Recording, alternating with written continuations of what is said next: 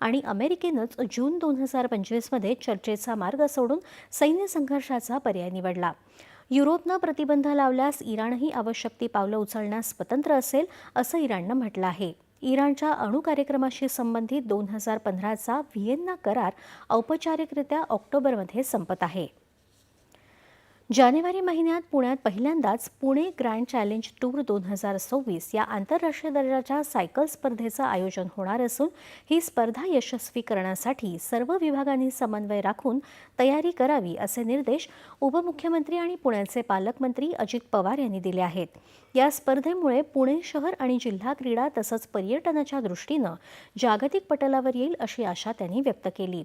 पवार यांनी काल पुण्यात या स्पर्धेच्या तयारीचा आढावा घेतला, त्यावेळी ते बोलत होते. या स्पर्धेसाठी रस्त्यांची दुरुस्ती, स्वच्छता, वैद्यकीय सुविधा करण्यावर भर द्यावा, अशा सूचना त्यांनी दिल्या. शहरातील बहुतांश भागातून स्पर्धेचा मार्ग जात असल्यानं वाहतूक वळवण्याची व्यवस्थाही आधीपासून केली जावी, असं त्यांनी सांगितलं. जॉर्जिया इथं सुरू असलेल्या फिडे महिला बुद्धिबळ विश्वचषक स्पर्धेत भारताची ग्रँडमास्टर कोनेरू